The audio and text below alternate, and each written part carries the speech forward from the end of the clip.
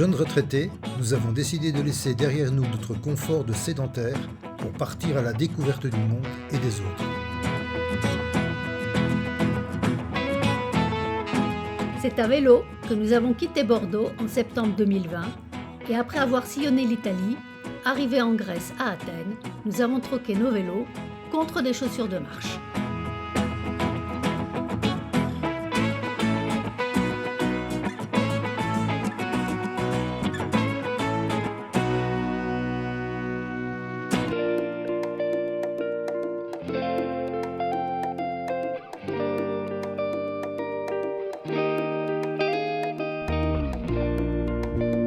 On a quitté Cache ce matin avec des prévisions de grand soleil.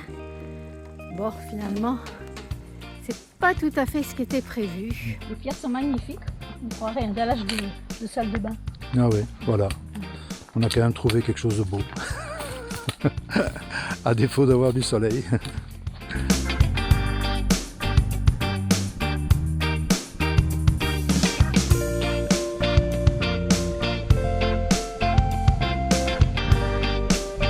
Promenons-nous dans les bois. On avait vu sur le chemin qu'il y avait un refuge de montagne. Mais bon, on en avait déjà vu d'autres qui n'étaient pas très accueillants, il faut dire. Et celui-ci par contre, il est tout simple, mais il est vraiment génial. Donc on est bien content parce que le temps est toujours très menaçant. Il a encore plu il y a quelques minutes. Voilà notre demeure pour cette nuit. Et je vais passer la caméra à Pascal qui va vous montrer un petit peu l'intérieur. C'est Home Sweet Home, digne d'un hôtel 5 étoiles. Vous voyez, là, donc on a déjà rangé nos sacs à dos dans le placard. Il y a un petit peu de bois pour faire un petit feu dans cette jolie petite cheminée. Bon, pour ranger nos affaires, là, il y a un placard de chaque côté. On va pouvoir s'installer tranquillement et puis passer quelques jours ici, je pense. Hein, on y est tellement bien. Ouais, et puis demain, surtout, on repart d'ici au sec, quoi qu'il arrive. Après avoir passé une très agréable nuit dans ce petit refuge, auprès d'un bon feu, eh bien, avant de partir, on refait une collecte de bois pour les suivants. Voilà. On marche dans le froid et sous la pluie en pensant à cette soirée, à ce matin qu'on a passé au coin du feu. Les villages sont complètement inondés. Ouais. Et là, comme vous pouvez voir, il a vraiment plu cette nuit. Avec la pluie, évidemment, toutes les roches sont très glissantes. Pascal a dérapé là tout à l'heure sans se faire mal. À un improbable petit café, en tout cas c'était écrit comme tel sur la carte. Bon, on va voir s'il est ouvert et si on va pouvoir prendre un bon petit café chaud.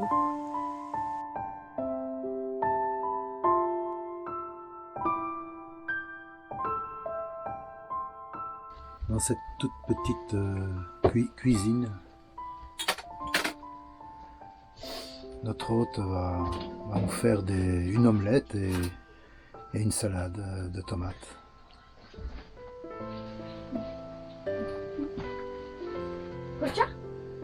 Koça? Koca değil, kardeş. Kardeş öldü da. Elle nous a remis 2 albums de photos où on la voit, elle, bien sûr, sa famille, et puis de nombreux touristes de passage sur le sentier Ikea Yolu.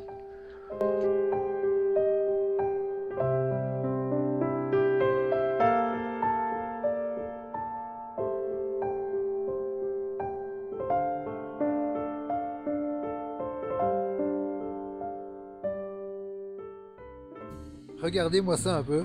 1, 2, 3, 4, 5, 6 chiens qui sont tous venus nous voir. Alors lui, c'est le plus vieux, il n'a pas peur. Les autres, ils gardent leur distance. Bon ben, on sera bien protégés cette nuit. Hein. Le loup peut venir.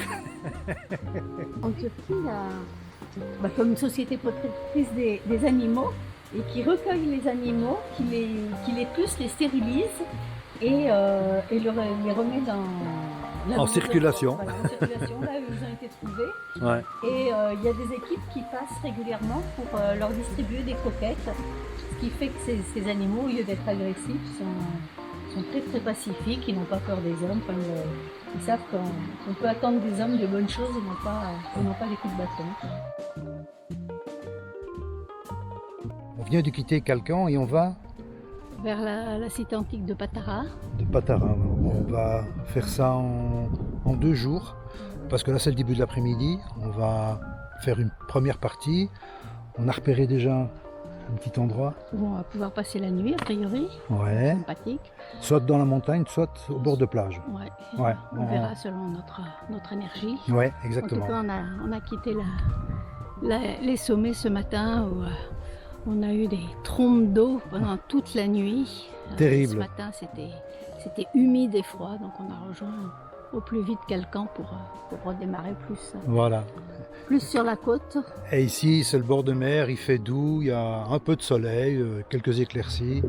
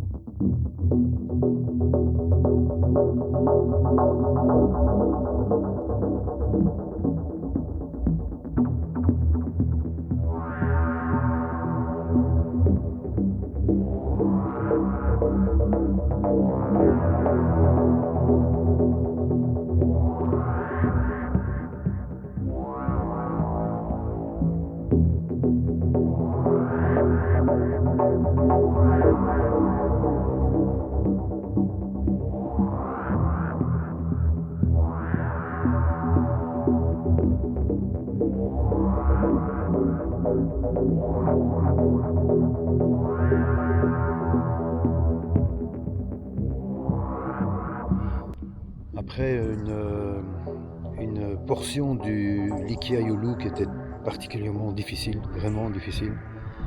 On a même à un moment donné enlevé les sacs pour pouvoir franchir un obstacle. On est arrivé à la tombée de la nuit, enfin il faisait déjà nuit. C'était plus que la tombée de la nuit. Ouais. On a fini quand même avec nos frontales. Ouais, avec les lampes frontales, ouais, pour faire les 400 ou 500 derniers mètres du parcours avant de trouver cet emplacement ici. Et je peux vous dire que c'est les 400 mètres les plus longs de ma vie. Donc voilà, on a fait un petit feu ce matin pour le café.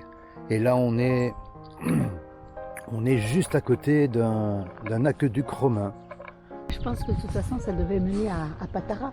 C'est notre prochain objectif. On a, je ne sais pas combien de kilomètres, petite dizaine de kilomètres encore à réaliser avant d'arriver à... Je ne me rappelle plus le nom du petit village qui est juste à côté de la cité antique. Et on ira visiter donc cette Patara. Et non pas Patatras, hein, parce que ça, c'est ce qui nous pendait au nez hier avec nos gros sacs sur ce chemin incroyable. On marche sur les ruines de l'aqueduc de romain de Patara. C'est impressionnant parce qu'il y a des moments où on voit encore les endroits où la pierre a été creusée pour former le lit dans lequel circulait l'eau. Et donc à notre droite, il y a une plaine immense, avec des milliers et des milliers de cerfs. On va faire une petite publicité gratuite d'ailleurs pour une application qui s'appelle mappy.cz. Voilà, si vous la téléchargez sur le Google Store ou sur l'App Store, je ne sais pas, vous verrez, c'est une application vraiment très très très précieuse pour qui aime randonner. Ce matin, on a vu un sanglier d'étalé avec 2 chiens à ses trousses. Bon, on préférait croiser la route du sanglier que du chasseur parce que vous savez ce que c'est, hein, la différence entre un bon et un mauvais chasseur.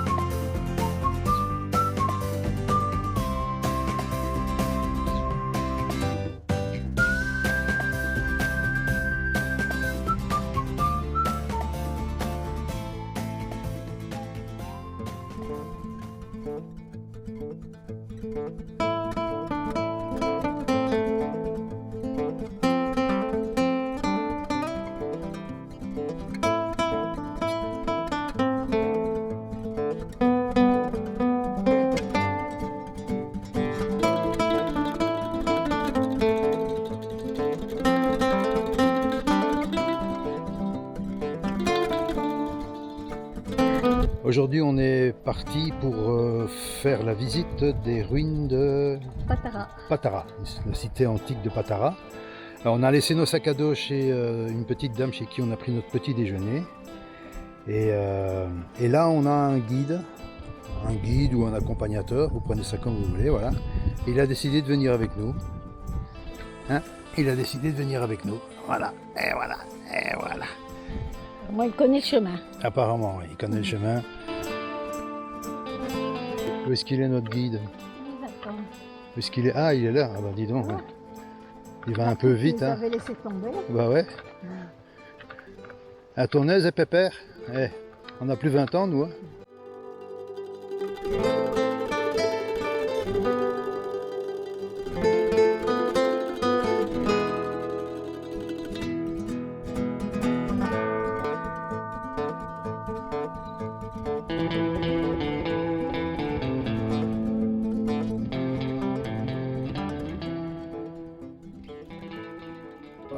Comme nous n'avons plus de drone, Pascal s'est porté volontaire pour nous faire un petit vol en parapente et nous rapporter des images aériennes. Voilà, elle est partie il y a quelques minutes pour rejoindre le sommet de cette montagne qui culmine à 1950 mètres.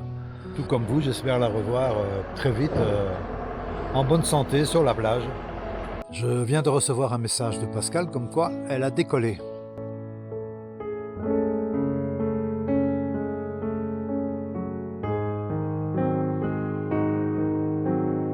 Bon, je suis sur la plage qui est en même temps l'aire d'atterrissage de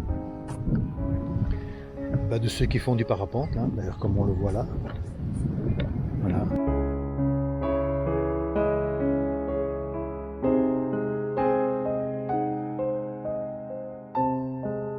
Je vois les voiles là-bas très haut dans le ciel et voilà, j'imagine que Pascal est suspendu à un de ces morceaux de tissu là.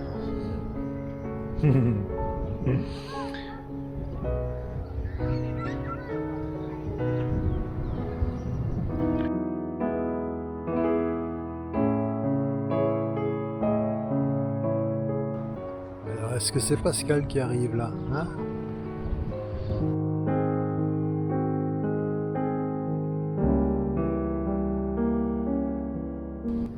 Ce voile qui tourne autour de moi, on dirait des vautours.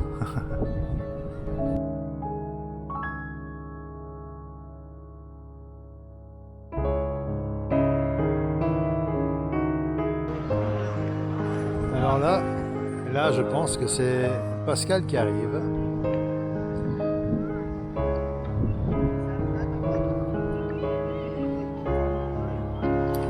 Ouais. Oup, oup, oup, oup.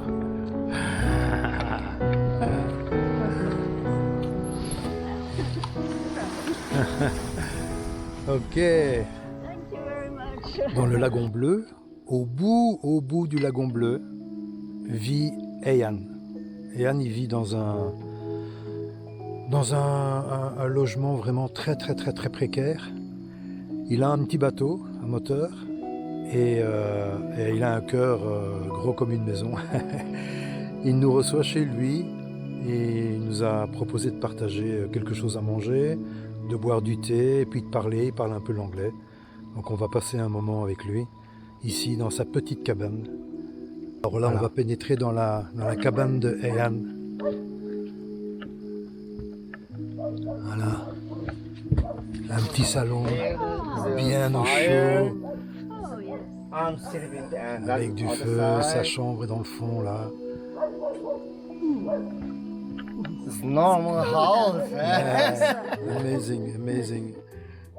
Après la nuit au lagon bleu, superbe nuit, hein. On a eu un peu peur que le chien aboie toute la nuit et pour finir, le brave toutou s'est calmé quand les sangliers sont partis.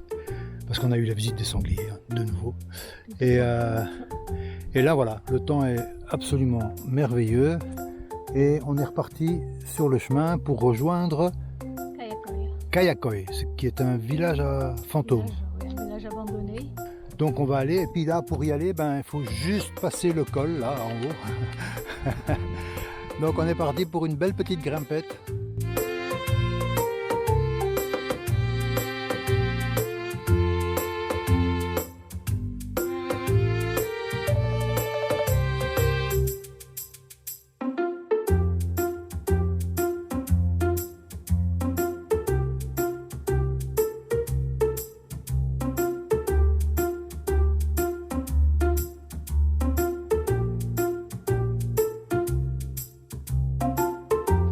Ici il y a le choix, hein.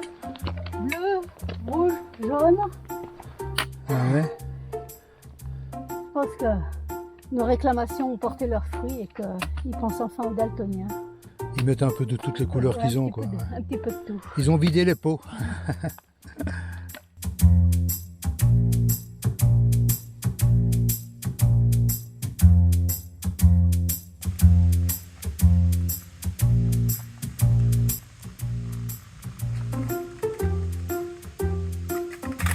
Comme ça, je passe. Et alors là, il va falloir que tu t'abaisses un coup plus. Allez, davantage. Ouais. Voilà encore. Voilà, c'est bon. Et on va quand même pas faire ce chemin à quatre pattes quand même. On peut pas passer en dessous.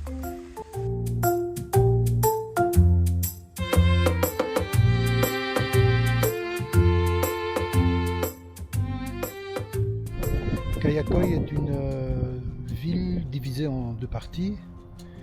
Il y a l'ancienne Kayakoy qui était grecque, dont on voit ici autour de nous les ruines. Tout autour. Voilà. Et il y a la nouvelle ville qui elle est turque. C'est étonnant, les Turcs n'ont pas réinvesti les maisons des Grecs. Hein. Oui. Ouais. Ils devaient être de mauvaise humeur, ils devaient être fâchés, ça ne devait pas leur porter chance, on ne sait pas.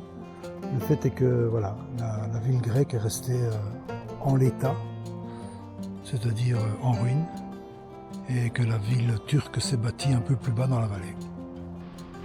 À Kayakoy et peut-être ailleurs, il y a une tradition curieuse, hein, on va dire. Lorsque quelqu'un meurt, il y a un membre de la famille du défunt qui organise une distribution de petits beignets.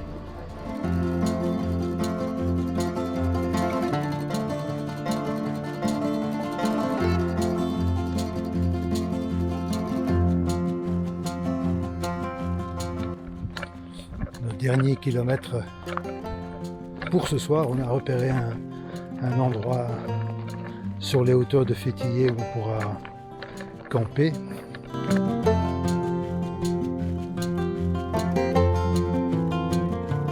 Aujourd'hui, mardi, à Fétillé.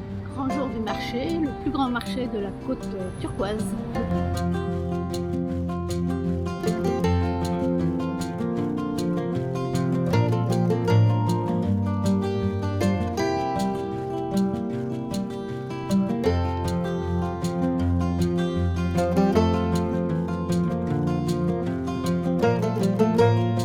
Turquie, comme dans la plupart des pays du monde, beaucoup de produits qui sont proposés sur les marchés sont des produits qui viennent d'Asie.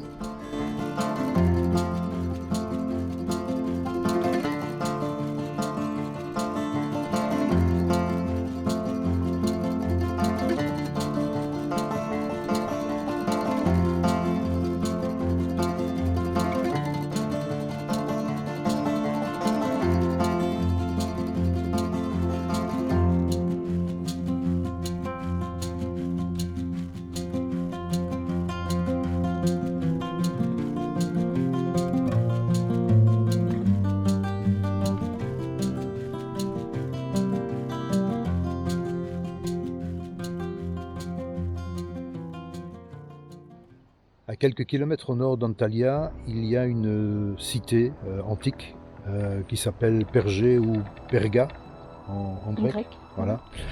Une cité qui a été bâtie 1000 ans avant notre ère, 1000 ans avant Jésus-Christ. Et qui a connu donc la période hellénistique, puis romaine, et puis qui a eu aussi une importance capitale au moment du christianisme, puisqu'elle est nommée dans la Bible comme étant le siège du christianisme. Voilà, et au 2e, 3e siècle, elle était considérée comme la plus belle ville d'Anatolie. Ouais, et Saint Paul aurait fait son premier sermon ici même.